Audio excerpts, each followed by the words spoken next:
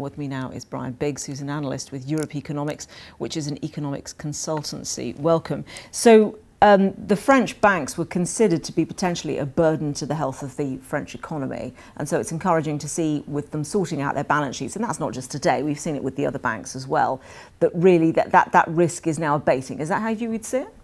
Yeah, sort of. I mean, so the difficulty is the French banks and European banks more generally, I think, need to find some way to enter profitable business lines. So what they need to do is they need to encourage individuals to take up using their core services, which is lending for investment or for consumption, or also financial services and investment more generally. And so even though they're repairing their balance sheets, nevertheless, I think the underlying outlook for the banking business in general is starting to become, is a bit anemic at the moment. What they need to do is sort of bolster their core business lines. Yeah, I mean, it's two-way, isn't it? That banks need to be healthy in order to be able to lend, but also there has to be the appetite there. They have to stimulate it. Yeah, well, that's right. So what we're facing, though, are households aren't really interested in taking on any new debt, and equally, neither are businesses. They're more interested in paying down the debts that they accumulated in the boom years.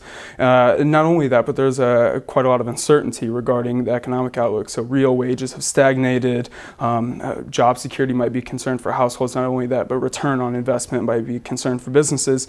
And so the appetite for borrowing and investing or consuming just isn't there. And the dynamics of the French economy are not such that, for example, if you're looking at the States, you see this kind of rebound. Not so in France, much more cautious, much more pedestrian, really, as an economy. Yeah, that's right. I mean, not only that, but the French economy is subject to a lot of restrictions or controls that the U.S. economy isn't subject to. So wages are much less flexible.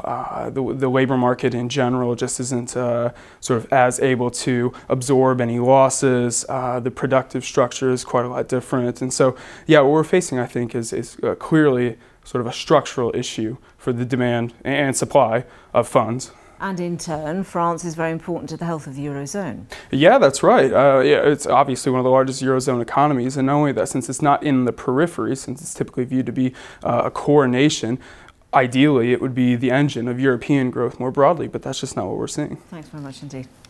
Brian Biggs there.